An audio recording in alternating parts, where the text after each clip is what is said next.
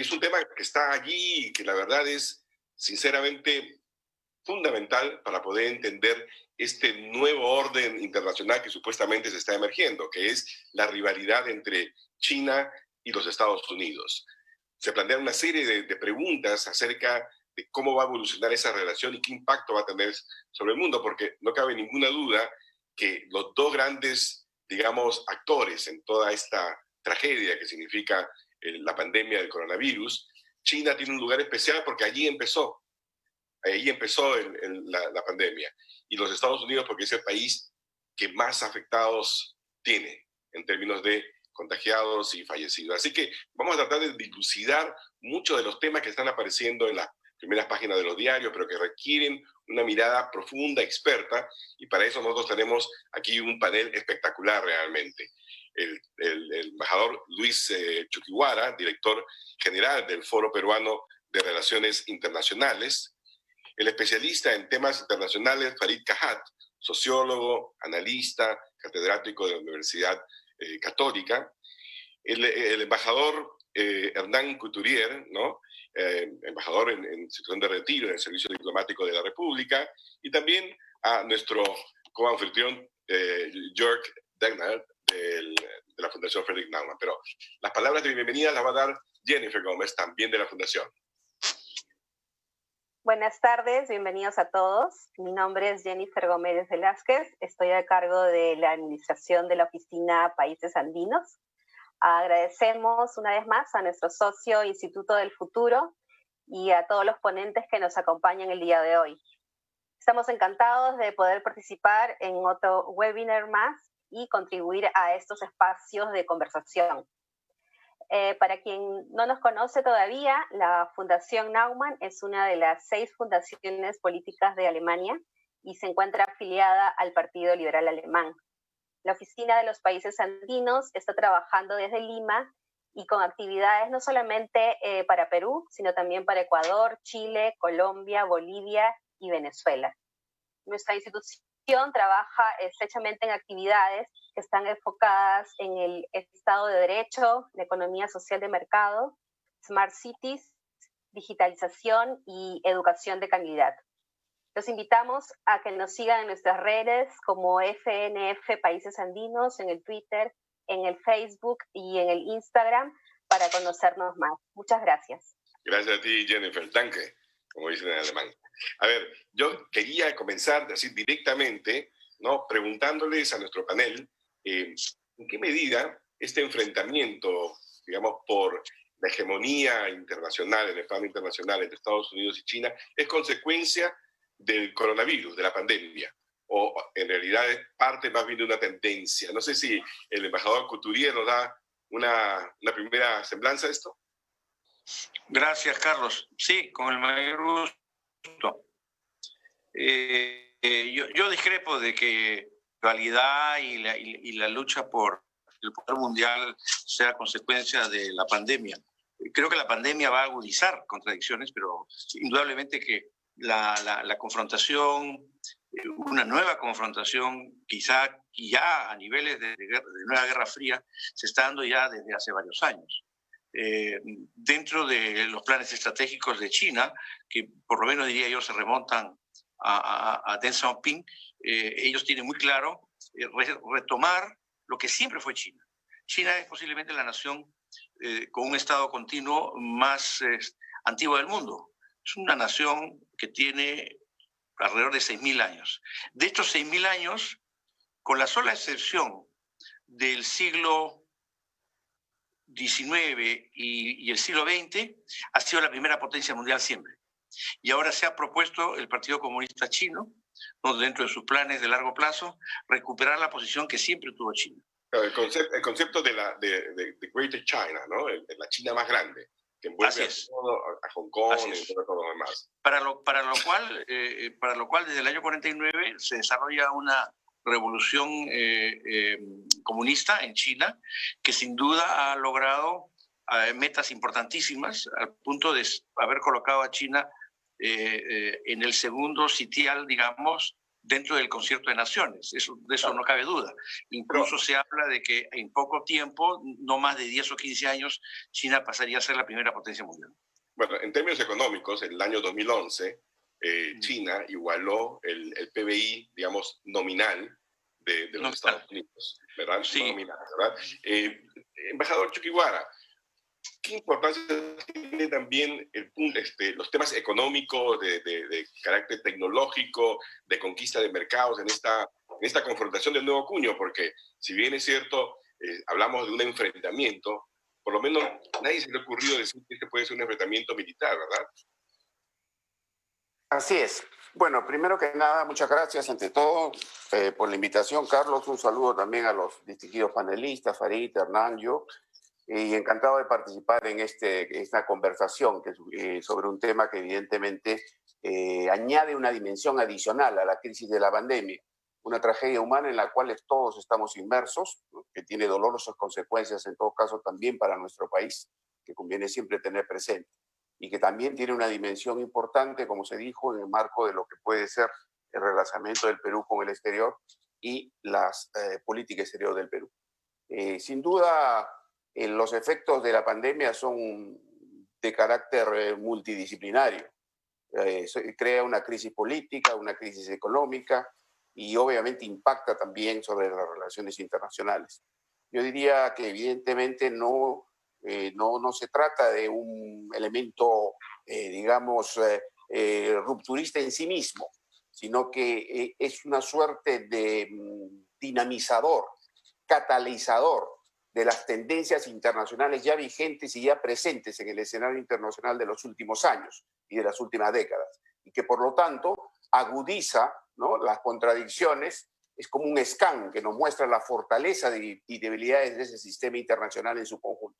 Yo vería en realidad, más allá del enfrentamiento del duopolo de poder mundial, como se denomina la de China y Estados Unidos, un impacto masivo sobre el conjunto del sistema internacional. Primero, a escala multilateral. Se habla de la crisis del multilateralismo, ejemplificado en las discusiones y en las críticas que hay a la OMS y a las Naciones Unidas, que este año cumple 75 años, precisamente por no obtener una respuesta rápida frente a eso. Luego de eso hay un impacto, digamos, a nivel intermedio de lo que es el sistema internacional, con las crisis de los mecanismos de integración más avanzados que teníamos en el marco de la globalización, verbigracia a la Unión Europea o los mecanismos de integración latinoamericana. Y finalmente es una prueba de estrés para cada una de las unidades políticas que conforman ese sistema internacional, es decir, los Estados-nación. Revela nuestras fortalezas y debilidades en la misma. Y sin duda uno de los elementos mayores para atender a tu pregunta es evidentemente ese enfrentamiento en este momento sobre esta nueva bipolaridad, por así decirlo, que viene a emerger desde las condiciones actuales de la globalización entre China y Estados Unidos, y que se hizo evidente precisamente en el tema económico que menciona, porque Exacto. Por ahí han comenzado las diferencias, con el tema de la guerra comercial sí. de 2017, con el tema de la guerra tecnológica, con el tema de Huawei, y efectivamente para un largo desarrollo que podríamos seguir conversando sobre eso. Farid, ¿cómo encuentras tú, o sea, si estamos, digamos, noviembre, octubre, si quieres, octubre de 2019, y yo te pidiera, ¿cómo va esa relación entre Estados Unidos y China? ¿Quién va ganando en esta lucha por la supremacía, digamos, en el orden internacional? ¿Cuál hubiera sido tu respuesta? ¿Y en qué medida difiere de la respuesta que tendrías que darme hoy en vista de la pandemia? Bueno, yo me empezaría citando la teoría de juegos para decir de que no solo hay juegos de suma cero, en donde lo que una parte gana lo pierde la otra, sino que, como en el caso del comercio internacional, habitualmente hay juegos de suma positiva, donde todos pueden ganar, al menos al principio, y juegos de suma negativa, donde todos salen perdiendo, o podrían salir perdiendo. Y en el caso de la relación entre China y Estados Unidos, yo hubiera dicho primero que era una relación de rivalidad, y eso no empieza con Trump. Empieza, si acaso, con Obama. El pivot hacia el Asia es algo que surge durante el gobierno de Obama. Y conflictos comerciales entre China y Estados Unidos, restricciones a la inversión china en empresas de tecnología de punta en Estados Unidos o en Europa, ya existían antes de la llegada al gobierno de Trump. Trump agudiza esas tendencias, pero no las crea, y además Trump, claro, lo que es distintivo de un populista, para decirlo en términos coloquiales, es el hecho de que ante cualquier problema siempre está dispuesto a encontrar primero un culpable antes que una solución. Y para Trump, China, además, tenía ese rol en su discurso político.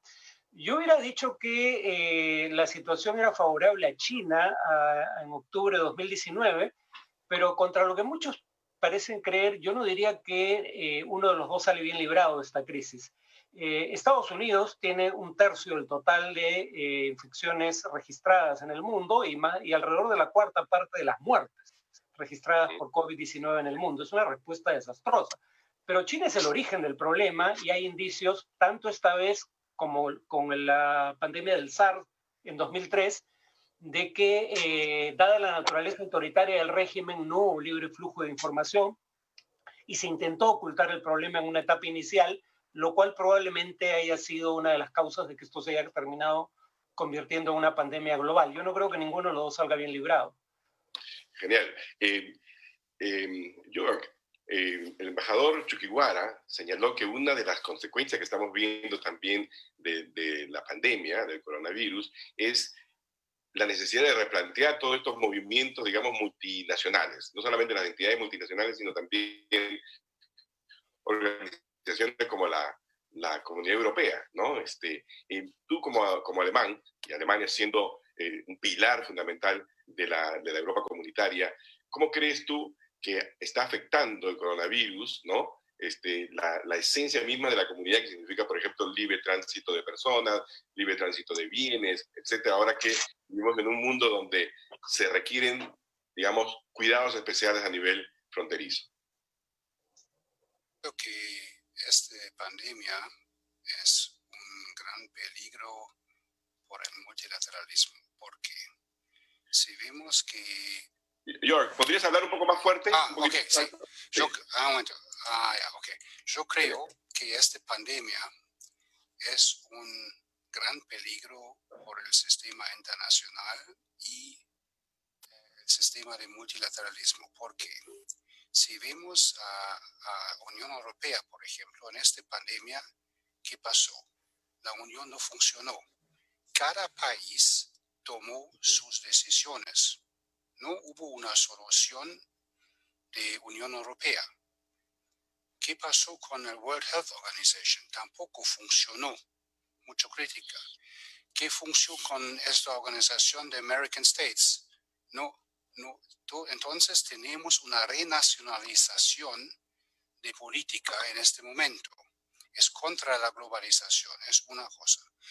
Y también tenemos un peligro por una democracia liberal de dos lados, de la derecha, como los nacionalistas, y con la izquierda, que los socialistas y comunistas, porque en este momento muchos países, también Alemania, los gobiernos decidieron ayudar a la economía.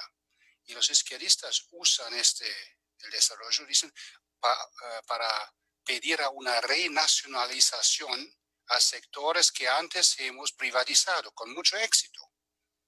¿Sí? Ese es un gran problema. Pero tienes ahí el tema de Lufthansa, por ejemplo, donde el gobierno de la señora Merkel... Yo no estoy de acuerdo con esta política.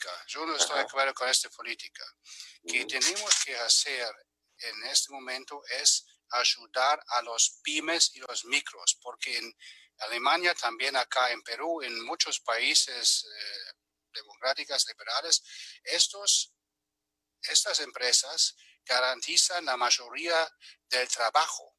Acá en Perú son casi 80%, 75%, en Alemania también 70%. Esa gran diferencia de la política en Alemania y Perú. En Alemania el gobierno decidió ayudar mucho los pymes y los micros. También creo que es un error ayudar a Lufthansa porque no es una empresa que es pobre, pero ese es el gran problema. Y con respecto de China, mira, si vemos el mundo, tenemos un triángulo. caso político, militar y económicamente. Y la gran ventaja de Estados Unidos fue que son en todos estos corners. Políticamente fue un superpower, militarmente fue un superpower y económica. China solamente fue con superpower económica y ahora también militar. Y en este momento terminó ser un superpower político Estados Unidos con la política de Trump, como dijo Farid. Y esa es la gran ventaja, que China va a tener más peso o más poder que otros. Y Estados Unidos siempre fueron el líder del mundo libre. Y aquí hay también un tema que es un poco, que llama la atención, ¿verdad? Una especie de inversión de roles, ¿no? Que una economía, digamos, dirigista, como es la economía china, sea de alguna forma el campeón de los libres mercados. Y por otro lado, una economía de un país como los Estados Unidos se haya convertido, digamos, en el gran cuestionador de la globalización tal y como estaba. No sé si el embajador Couturier podría comentar esto. ¿Perdón? Sí, yo señalaba esta aparente contradicción, ¿no? En el sentido de que un país como China, con economía dirigida, se convierte en el paladín de los mercados abiertos, no de la globalización, ¿verdad? Y por otro lado, los Estados Unidos, tradicionalmente el país del libre mercado, no tiene hoy en día una posición más bien de razón, de nacionalista, populista, etcétera, pero que cuestiona seriamente la globalización. No sé qué comentario le merece. Bueno, yo creo que es resultado de los errores cometidos por las naciones capitalistas con relación a China. China, un país tecnológicamente y científicamente muy atrasado hace 30 años, logró un avance tecnológico significativo y consecuentemente importantes inversiones en su industria, gracias a que en aras de buscar mano de obra barata, las naciones capitalistas se radicaron, llegaron a engancharse, por decir así, al desarrollo chino para obtener, ¿no?, productos que en su país les hubiera costado el doble o el triple. Es más o menos el fenómeno de la maquila que también existe entre Estados Unidos y México. ¿Cuál fue el resultado? El resultado que después de 30 o 35 años de esta política de inversión masiva en China, no solo con dinero, sino con ciencia y tecnología, hoy día China ha llegado a altos niveles, y entonces China está muy abierta a la inversión del capital extranjero y de la transferencia de tecnología. En cambio, Estados Unidos ha sido un exportador neto de trabajo y ha perdido, y es una de las razones por las cuales el presidente Trump ganó las elecciones y eventualmente quizá podría volver a ganarlas, porque él apoya a los sectores que en Estados Unidos se conocen como blue collars, que se quedaron sin trabajo. Hay ciudades en Estados Unidos, como todos sabemos, totalmente desocupadas, donde se ha abandonado la industria, particularmente automotriz.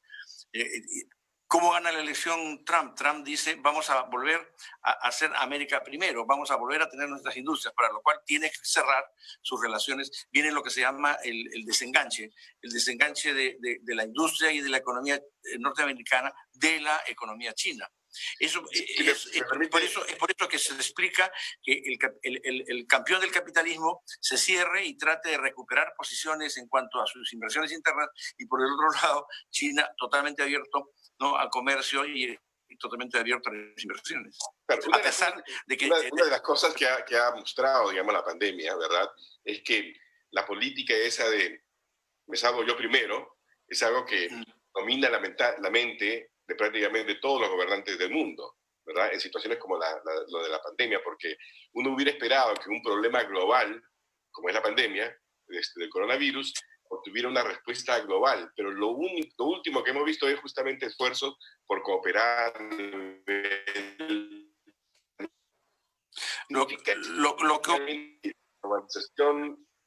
¿Terminó? Sí. No sé si me escucharon, porque hubo una interrupción. No, sí, hemos escuchado. Esa actitud que debería ser de natural tendencia a la cooperación se ha visto de alguna manera interrumpida, trunca, por las políticas de confrontación que tienen Estados Unidos por un lado y China por el otro. Entonces, el terreno común de la cooperación para combatir el coronavirus no se ha dado, ¿no? Es muy lamentable, pero eso es también parte de la guerra de propaganda, son las diferentes narrativas que tiene cada país porque se han acusado mutuamente. Comenzó evidentemente Estados Unidos hablando del virus chino y responsabilizando totalmente a China de esta pandemia mundial. Y los chinos a su vez han respondido con algo similar diciendo que el virus lo trajeron unos soldados americanos a China. Entonces, están en una posición irreductible ambos, donde desgraciadamente vemos que no hay espacio para la cooperación, cosa que sí felizmente se está dando en otras regiones. Perfecto. Farid, ¿tú dirías que efectivamente se está, digamos, delineando en esta respuesta, en este cuestionamiento, digamos, de la globalización, en este cuestionamiento de la cooperación, en este cuestionamiento, digamos, o mejor dicho, en la manifestación abierta, digamos, de un enfrentamiento entre las dos grandes potencias, que todos esos elementos de alguna forma conforman un nuevo orden internacional? O sea, veremos un nuevo orden. ¿En qué consiste ese orden internacional en todo caso? Es difícil predecirlo por lo siguiente. Cuando hablamos de orden internacional hoy en día, lo que tenemos en mente habitualmente es el orden de la posguerra, como el alter ego con el cual habría que comparar un nuevo orden. Y el orden de la posguerra es un producto muy peculiar de un contexto en el cual Estados Unidos representaba más o menos la mitad del Producto Bruto Global, 2/3 de la producción industrial del mundo, tenía la mitad de las reservas en oro, digamos, respaldando al dólar. Habría que recordar que por eso el dólar se convierte digamos, moneda de reserva y medio de pago internacional, porque estaba respaldado en oro. Ningún país tiene hoy en día la posición en el sistema internacional que tenía Estados Unidos en 1945. O sea, no es solo que Estados Unidos haya renunciado al liderazgo, es que aunque quisiera asumirlo, no está en las condiciones en las que estaba en ese entonces. Y el caso de China es problemático porque, digamos, cuando por un lado China tiene esta política de promover el libre comercio, bueno, en realidad puede discutirse. Promover su comercio libre. Los subsidios que el Estado chino brinda a sus empresas. Pero en todo caso es partidario de la OMC, un contexto en el cual Estados Unidos quiere sabotearla, al, por ejemplo, impedir que tenga quórum la instancia de apelaciones de la Organización Mundial de Comercio. Pero por otro lado, digamos, bueno, tiene la iniciativa de la Ruta de la Seda, está intentando crear organizaciones internacionales como el Banco Asiático de Inversión en Infraestructuras. Tiene toda esta agenda de cooperación internacional para beneficio mutuo, pero por otro lado tiene una política para resolver sus diferentes limítrofes, sobre todo en el ámbito marítimo, que es francamente agresiva. Por otro lado es un Estado autoritario que reprime, digamos, utilizando la tecnología a niveles sin precedentes a sectores de su propia población, como la minoría. Sí. Entonces China no es que genere tampoco gran expectativa. Hay mucho temor respecto a cuáles serían las verdaderas intenciones del régimen chino, y de cualquier manera no está en condiciones de hacer lo que hizo Estados Unidos tras la Segunda Guerra Mundial. Estados Unidos podría tener alianzas significativas a nivel mundial. China tiene socios económicos, pero virtualmente no tiene aliados. Estados Unidos ha hecho lo posible bajo Trump para socavar sus propias alianzas, pero si un nuevo gobierno quisiera retomarlas, habría elementos para hacerlo. China no tiene nada equivalente.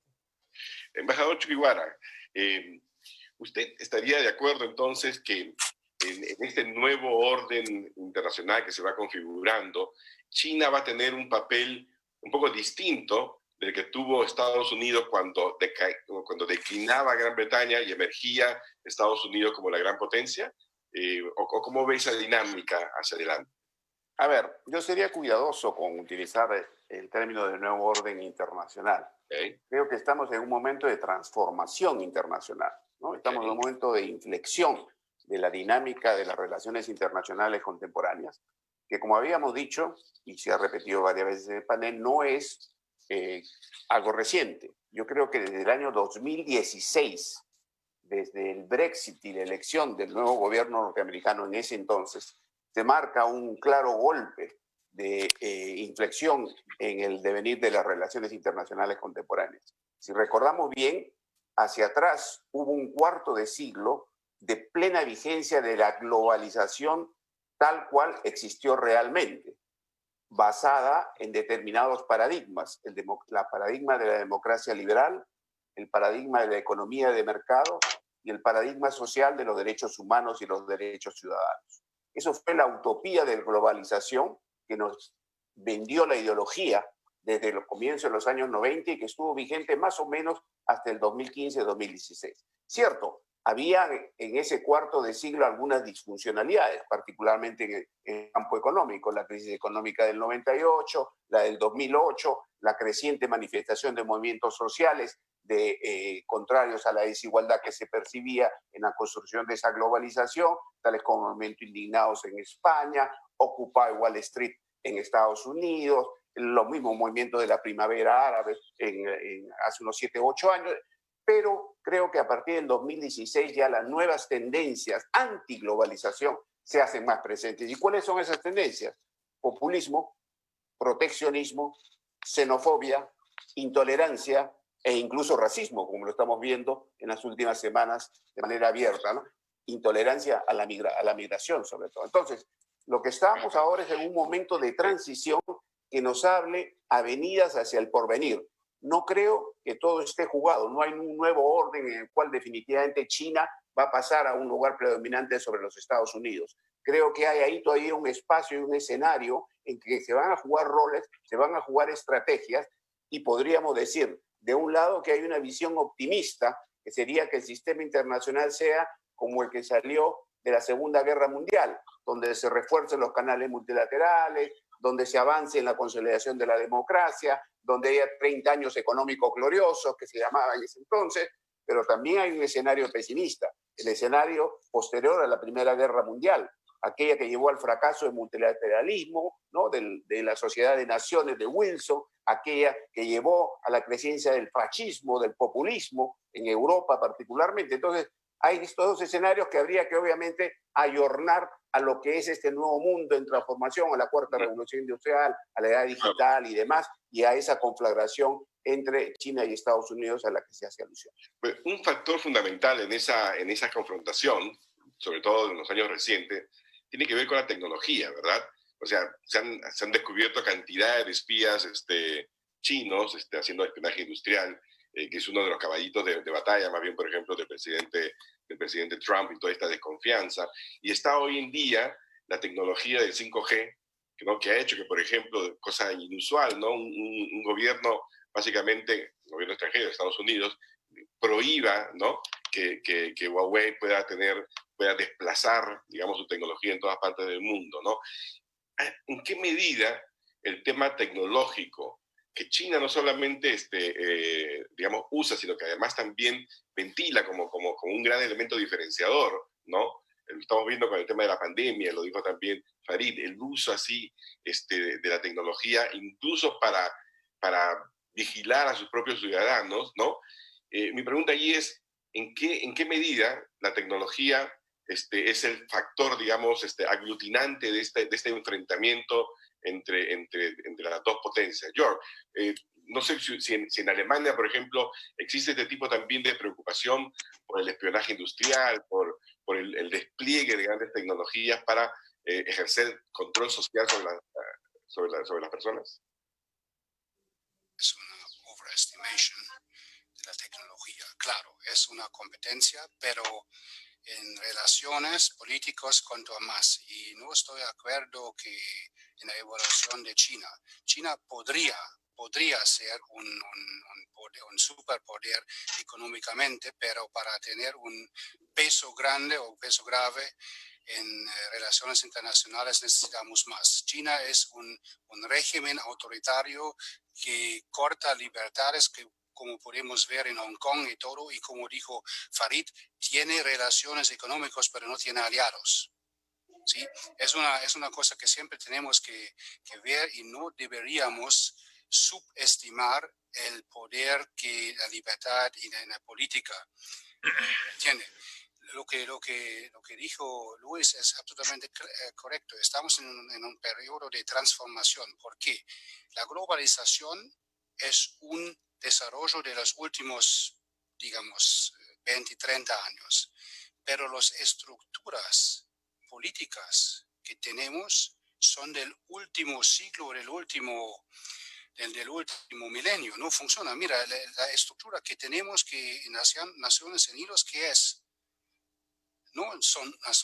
es pasado de la relación del poder, digamos, en los 50, el último año. La música se toca en el Security Council. Son cinco poderes o 5 países que deciden. Que en la Unión Europea también no funciona como un bloque regional. Funciona como un bloque regional, es un poder económico, pero no es un poder político. Ese es el gran problema. Todos los desafíos que tenemos, es migración, es terrorismo, es medio ambiente, son problemas globales. Solamente podemos resolver a nivel global. ¿Y qué está pasando? Los populistas quieren resolver a un nivel nacional. No funciona, ¿sí? Ese es un gran desafío que veo, que no tenemos las estructuras políticas que necesitamos en este momento. Es justo decir que China sí tiene un plan, digamos, de dominio internacional. Me pregunto esto, por ejemplo, a partir de la estrategia que se ve muy claramente, por ejemplo, en África, ¿no? De ir como el gran inversionista, ¿no? Como el gran prestamista, y de alguna forma también influenciando a través de la cultura, a través de una serie de relaciones con connotación, digamos, de solidaridad, ¿no? En América Latina también tiene un despliegue, digamos, evidente a través de captar, digamos, inversiones, comercio, prestamista, de última instancia para regímenes como el de Venezuela, Nicaragua, etcétera, ¿no? Y mi pregunta es, Farid, me gustaría escuchar tu perspectiva. ¿En qué medida América Latina, y en particular el Perú, por ejemplo, toma en cuenta que las actitudes, digamos, todo esto que estamos viendo de China, viene con una segunda, digamos, intención? Veamos el ejemplo específico de la llamada nueva ruta de la seda, ¿no? Exacto. Belt and Road Initiative, en inglés. Primero, no sé si en China se lo plantearon, pero el nombre es por demás desafortunado. Recordemos que la ruta de la seda tiene sus momentos de auge al amparo de 2 imperios. Cuando no hay un imperio detrás que unifique el territorio y lo controle políticamente, el comercio tiende a disminuir. En el caso específico de la ruta de la seda, primero el imperio romano y luego el imperio mongol. Y recordemos que la ruta de la seda desaparece por una pandemia, la pandemia de la peste negra en el siglo XIV.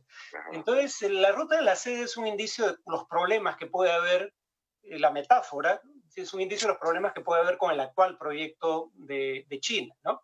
Primero, el temor a que China pretenda proyectar poderío político y no solo establecer relaciones, digamos, de cooperación económica mutuamente beneficiosas. En segundo lugar, los riesgos que esto implica.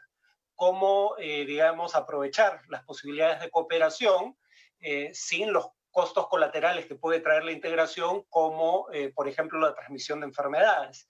En el caso específico, además de la ruta de la seda, ya estamos viendo el hecho de que tú decías, China sí tiene un proyecto, pero aquí las economías de mercado tienen una ventaja, y es que no todo está diseñado por autoridades políticas que no necesariamente tienen toda la información para, digamos, que sus proyectos funcionen a largo plazo. Necesitan también el feedback del mercado. Y, por ejemplo, en el caso de la ruta de la seda, ya se viene un gran número de defaults.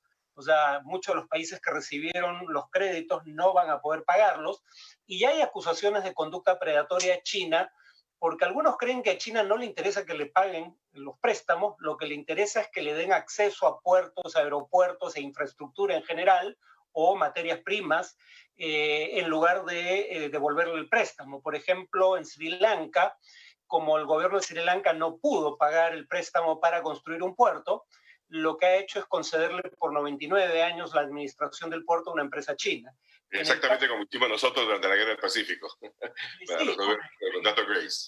y lo mismo en Venezuela, de hecho, es el paso que está obligada a destinar buena parte de sus exportaciones de petróleo a pagar las deudas contraídas con China. La ruta de la seda puede terminar siendo un dolor de cabeza para China más que un mecanismo eficaz para proyectar poderío. Una pregunta para todos, a ver, ¿en qué medida, ¿no?, el enfrentamiento natural, digamos, entre estas dos potencias, ¿no?, una emergiendo, la otra consolidándose, pero bueno, consolidada por más de 100 años, tiene también un componente, digamos, de personalidad, ¿no? El presidente chino, Xi Jinping, ¿no?, y el presidente Trump son dos personalidades muy particulares digamos, en la historia reciente política de cada uno de estos dos países, ¿no? Entonces me pregunto en qué medida también la personalidad más, digamos, determinante de Xi Jinping en China y del presidente Trump en los Estados Unidos es un factor también de agudización de este enfrentamiento. Embajador Churihuara, ¿cómo lo ve? Sí, bueno, a ver, sí, es un punto interesante, ¿no? El rol de los liderazgos políticos, ¿no? En términos de cómo actúan, en términos de definición de políticas públicas, de política exterior y su impacto, ¿no? Yo diría una respuesta mixta, digamos, ¿no? Son, digamos, productos de las tendencias políticas internas. De alguna manera, hay que recordar que el presidente de China es un producto del sistema de partido único, ¿no? Hay todo un mito construido alrededor de su ingreso juvenil al Partido Comunista, en el cual es rechazado varias veces y cómo finalmente ingresa y pasa a vivir en una zona, digamos, relativamente barbarizada de China, y cómo a lo largo de ahí va eslabonando una serie de avances a todo lo largo de la carrera para terminar finalmente configurando con toda esa experiencia su acceso al poder. Lo que es claro es que en la China de Xi en los últimos años se ha dado un proceso de concentración del poder, ¿no? Incluso ha habido una revolución, ¿no?, desde el tipo de vista, digamos, legal, a efecto de darle a él un poder mayor al que tenían sus antecesores. Y de alguna manera está utilizando ese poder para proyectar, y yo diría, una política exterior distinta, ¿no?, a la de sus predecesores, donde es más manifiesta su voluntad, digamos, no diría así de hegemonía, pero digamos de asentar una presencia de China diferenciada. Lo expresamos en el momento de la pandemia, se ha hablado mucho de la diplomacia de las mascarillas, de la cooperación y demás, es decir, el defender el libre mercado. En el foro Davos, que es la cumbre del encuentro de los líderes políticos y económicos mundiales anualmente, el presidente Xi da su discurso en favor de la libertad económica y del intercambio. En cambio, por el otro lado, desde el 2016, como recordábamos, Estados Unidos adopta más bien la figura contraria, que no es ajena a su tradición histórica, dicho sea paso, porque a veces se muestra de manera más volcada hacia el exterior y a veces de manera más cerrada hacia adentro. En este caso, obviamente, con un discurso que tiene todos los tonos de la antítesis, no la tesis y la antítesis, es decir, el famoso nosotros contra ellos, ¿no? Tanto a nivel interno como a nivel externo. Entonces, por ahí juega evidentemente un rol, pero por eso, y termino ahí, creo que es clave las elecciones de noviembre próximo en los Estados Unidos, porque ahí se verá finalmente cuál una de las grandes potencias adoptará finalmente un recambio o una confirmación del camino que tenemos hasta ahora del 2016. En ese caso, y he escuchado, por ejemplo, hace poco a Jeffrey Sachs en una conferencia en el Vaticano, donde él hablaba muy claramente, ¿no?, y señalaba muy claramente que no solo se juega el destino de los Estados Unidos, sino del porvenir del mundo en esas elecciones de noviembre próximo. Sí, perfecto. Hay otros participantes también en esta, digamos, no sé si en este escenario un poco convulsionado, ¿verdad?, donde las potencias están no solamente buscando su posición, China y Estados Unidos, sino también una serie de otras pequeñas potencias, ¿no? Y me refiero a Rusia, me refiero a Gran Bretaña con su, digamos, con su Brexit ahora, ¿no? Y quería por eso preguntarle al embajador Couturier, ¿no?, cómo ve el papel de estas otras pequeñas digamos, no digo pequeñas naciones, pero estos otros países que no son, pues, los dos hegemónicos, ¿verdad? Sino que están justo por debajo, pero que tienen también evidentes manifestaciones de buscar un papel más preponderante en las relaciones internacionales. Bueno, son situaciones diferenciadas, ¿no? Si tomamos como modelo, por un lado, a Rusia y por el otro a Gran Bretaña, están experimentando procesos totalmente distintos. Rusia está súbitamente, por razones que creo que no estaban dentro de sus planes, la caída abrupta de los precios internacionales del petróleo le ha afectado enormemente, ¿no?, el manejo de su economía, y además no están en la situación como poder mundial de pretender tercerizar dentro de esta pugna hegemónica entre las que hoy día son las dos más grandes potencias económicas y también eventualmente nucleares. Rusia no va a tener otro remedio que uncirse de alguna manera al vagón, al tren chino, que es como lo veo yo. Y ha habido ya muchas reuniones entre Putin y el líder chino en esa dirección. Por el otro lado tenemos la situación del Reino Unido, que a través del Brexit se ha desacoplado, por decir así, de alguna manera, de la Unión Europea, y la Unión Europea también ha sufrido a raíz de justamente la pandemia y la forma en que los países trataron a la pandemia, demostraciones de que no hubo la cooperación que ellos esperaban del resto, cuando Italia, por ejemplo, estaba en una situación sumamente crítica y no sabía controlar la pandemia. O sea que en realidad es un mundo disgregado, y creo que finalmente los que van a determinar el sentido de este nuevo orden internacional, ¿no?, van a ser definitivamente Estados Unidos y China. Y en el caso de Estados Unidos, dependiendo, como bien ya ha sido señalado, quién será elegido nuevo presidente de los Estados Unidos en noviembre próximo. En un escenario en el que se reelige Trump, ¿cuál sería la lectura, ¿no?, de esa reelección en un país donde evidentemente los medios, por ejemplo, no se cansan, digamos, de señalar las deficiencias, carencias del presidente Trump? O sea, ¿cómo leeríamos, ¿no?, una victoria de Trump en medio de todo esto, como afirmación, digamos, de su ruta, como afirmación de su enfrentamiento ideológico con los Estados, con China, ¿no? ¿Tú qué opinas, George? Soy muy feliz que siempre estamos discutiendo, son dos superpoderes y nosotros somos como, por ejemplo, los europeos no somos neutral y no somos observadores, no. Estamos en el campo con Estados Unidos, no solamente porque hay OTAN, no, tenemos una multipolaridad, pero todavía tenemos una polaridad. Hay países libres y hay países autoritarios, puede ser de derecha, dictaduras militares o nacionalistas, y también comunistas. Nosotros no somos observadores. Pero también Perú, si Perú tiene que tomar una decisión, no creo que va a China o va a elegir Rusia. Lo que tú dices es verdad, pero hay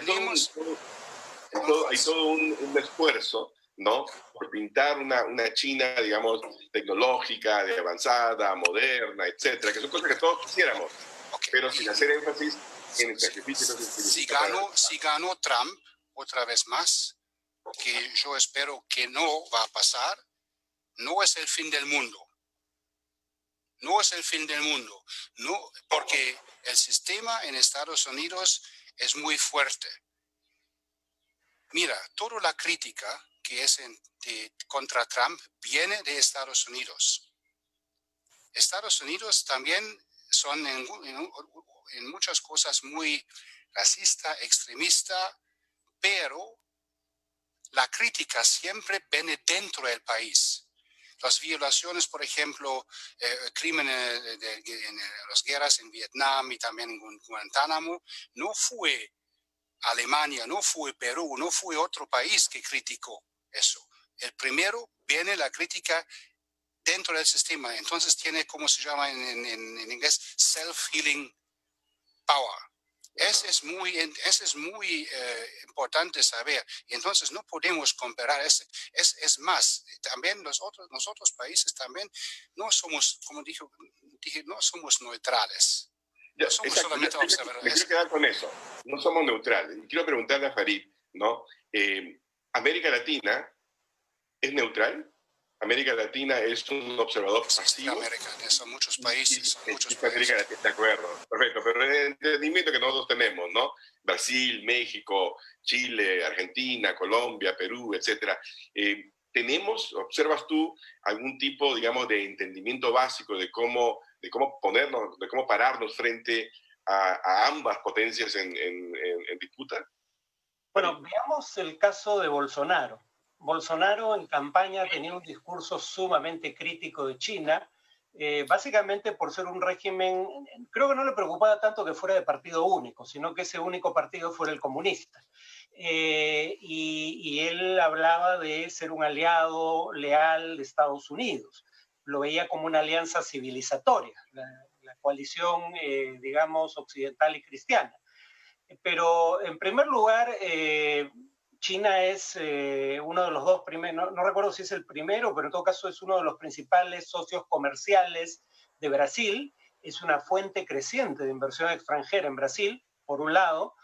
Y por otro lado, Donald Trump acaba de aplicar sanciones a Brasil. Por ejemplo, digamos, poner restricciones a vuelos procedentes de Brasil, como si en Estados Unidos el virus, digamos, que causa el COVID-19 tuviera que venir del extranjero, ahora que tienen ya 1/3 de los casos en el mundo. Entonces, por un lado, Estados Unidos no es muy receptivo frente a los mensajes que buscan una alianza con ese país, por lo menos no con Trump en el gobierno. Y por otro lado, China es demasiado importante para darle la espalda.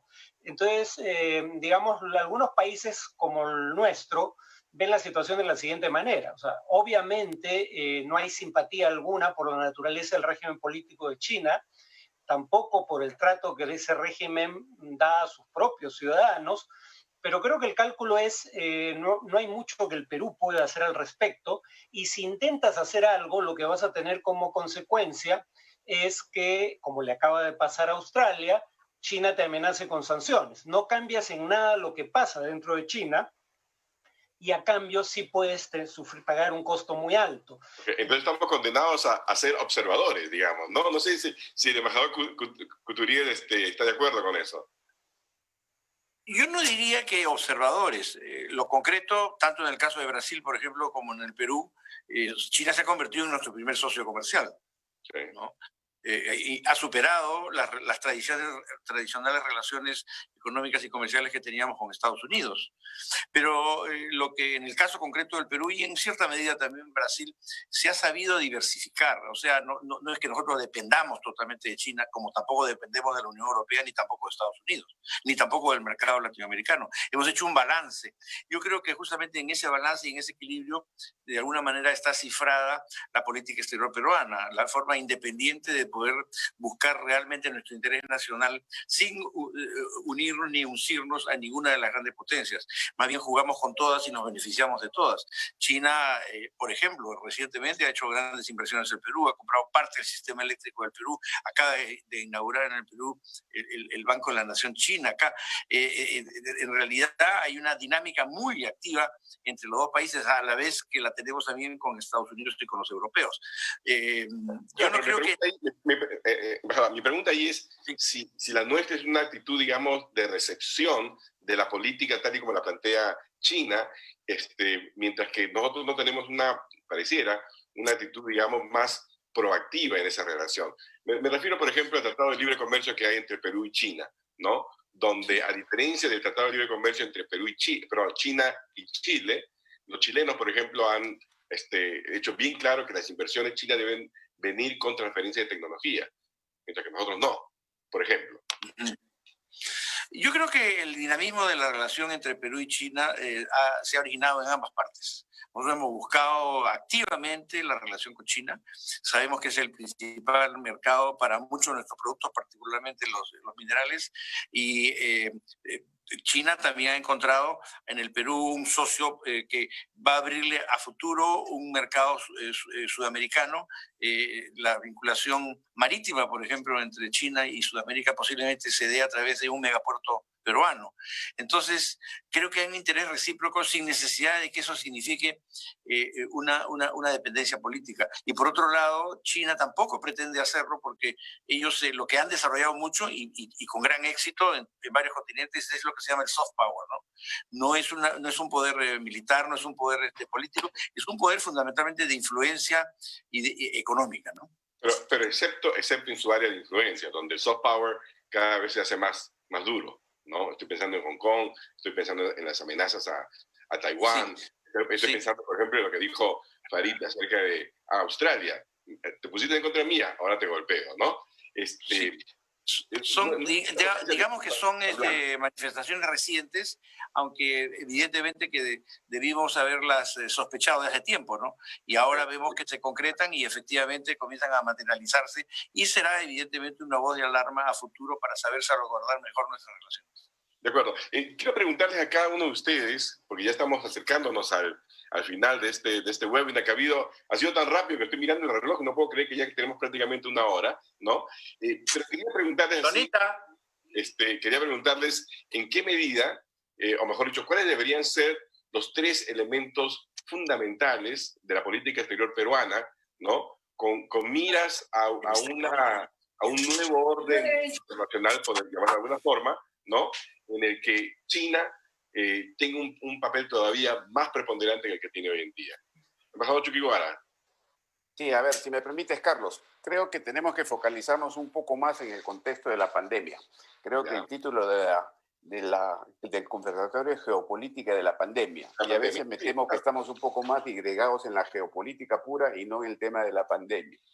Entonces, yo lo que te quisiera mencionar es que hay una profunda preocupación por la región latinoamericana en el contexto de esta crisis de la pandemia.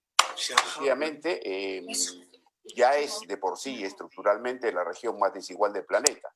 Pero además, si uno revisa las cifras de la recesión que se nos avecina, incluso superada la etapa más crítica de la pandemia, definitivamente va a haber un retroceso de 20 o 30 años en la realidad económica y social de nuestro país. La OCDE acaba de sacar sus primeras cifras, marcan quizás los menos afectados, son Chile, Colombia, -5, -6, después vienen Argentina, Brasil, -8.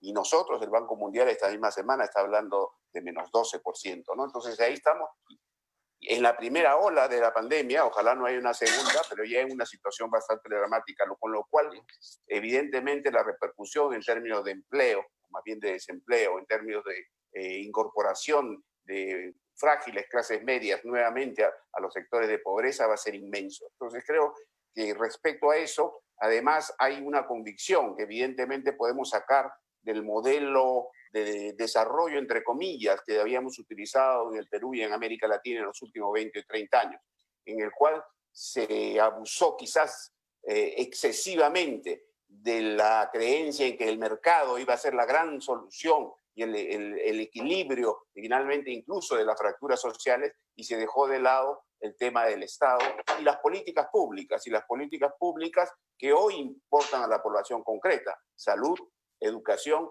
seguridad, empleo.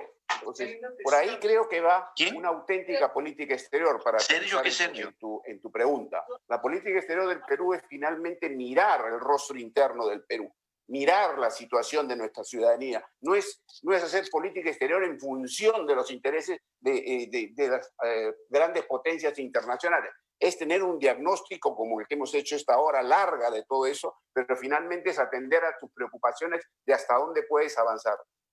Dicho sea esto, entonces, digamos, vislumbraría que una política exterior adecuada a la situación actual del Perú, al drama que vive el Perú, tiene que seguir obviamente por el lado político, defendiendo los valores de la democracia y la libertad, como mencionaba Yur, y de nuestra adhesión a esos principios y esos valores de libertad que están ahora centrados en lo que es además las elecciones del próximo año.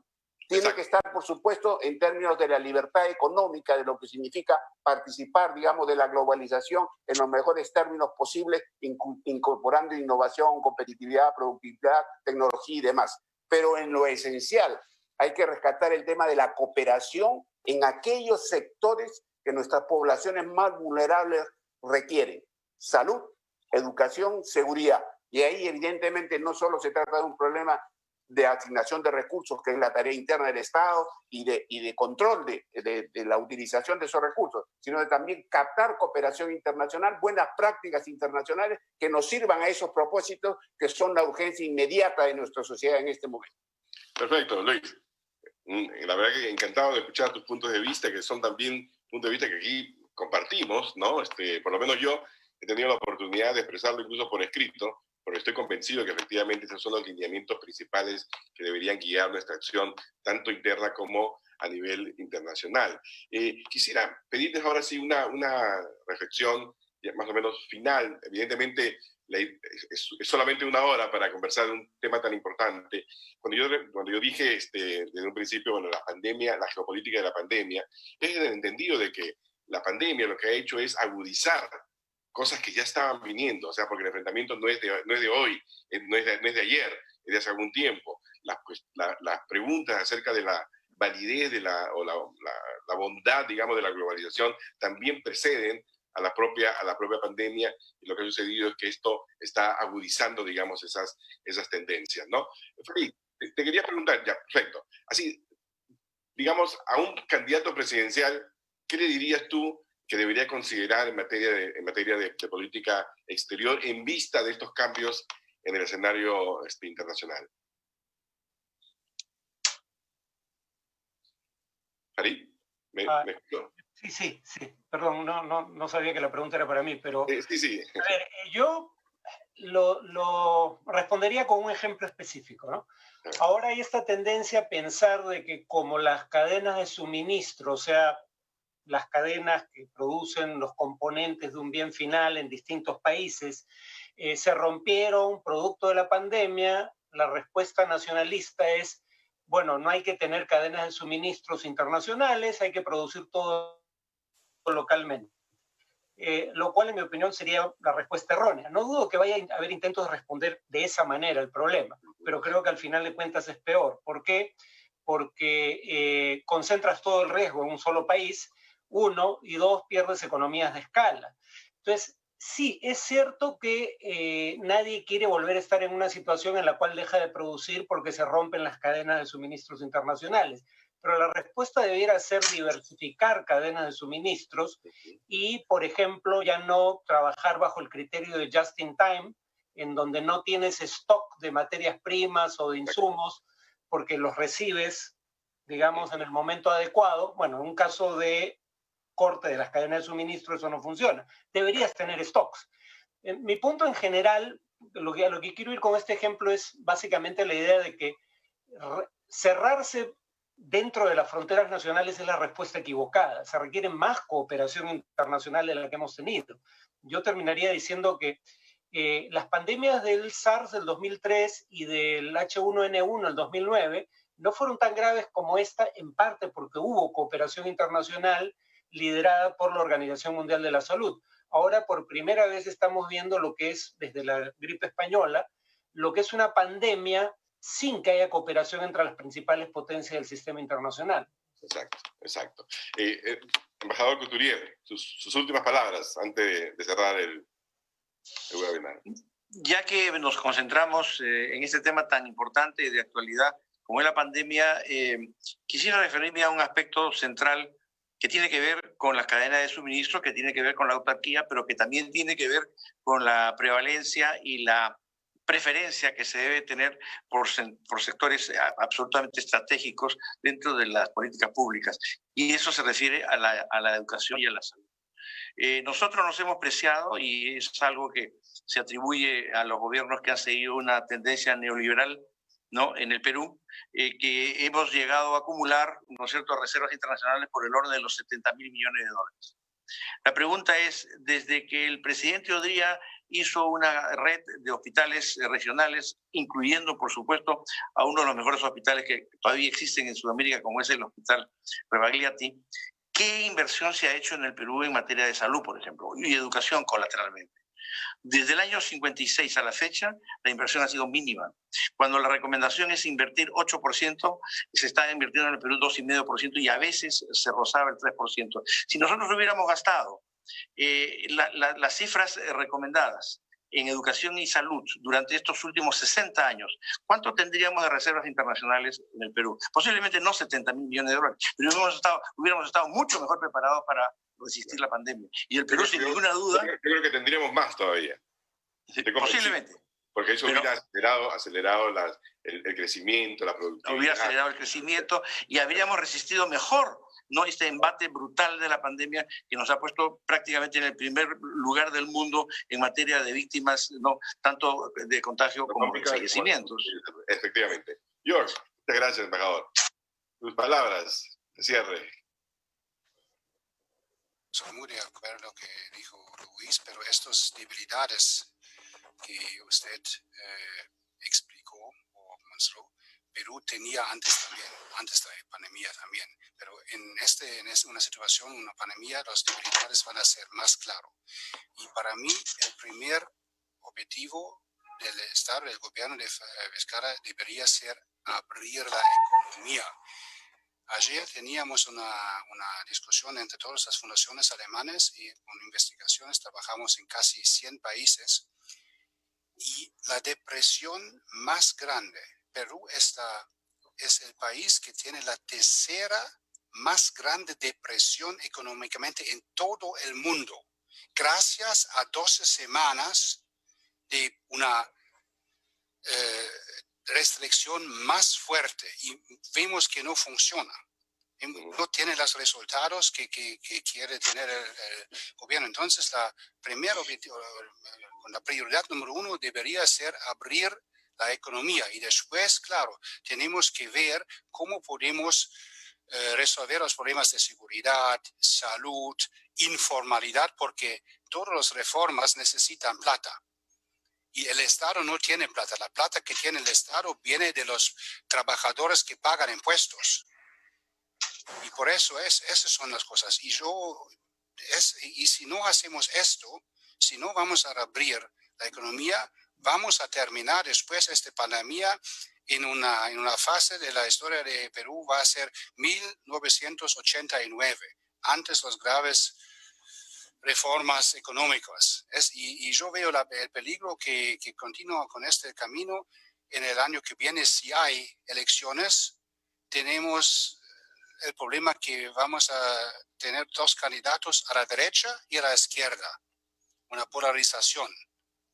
Ese es el problema que podemos tener. Bueno, por suerte todavía nos quedan unos meses antes de llegar a las elecciones. Yo espero sinceramente que este tipo de conversatorios con gente sumamente ilustrada, ¿no?, sirva para los candidatos, sirva para quienes tienen ansias de llegar al poder, para que vayan planteando mejor sus propios programas de gobierno, porque los próximos 5 años van a ser durísimos. Esa historia de que podemos tener una recuperación en B, una caída tan profunda y el otro año 7%, qué sé yo, es una historia, sinceramente, que no me la creo, pero ni de casualidad. Creo que más acertado es simplemente hacer esto, a ver por dónde va la economía, porque la incertidumbre es total. Muchísimas gracias a cada uno de ustedes por esta participación en este webinar, a todos los que nos están siguiendo también. Muchas gracias por favorecernos en este esfuerzo que tenemos de manera conjunta la Fundación Frederick Naumann y el Instituto del Futuro por poner en la mesa de debates los temas que realmente son fundamentales para el futuro del país. Muchísimas gracias a cada uno de ustedes. Muchas gracias. Muchas gracias. Fin de semana. Gracias. Buen fin de semana. Gracias. De buena manera.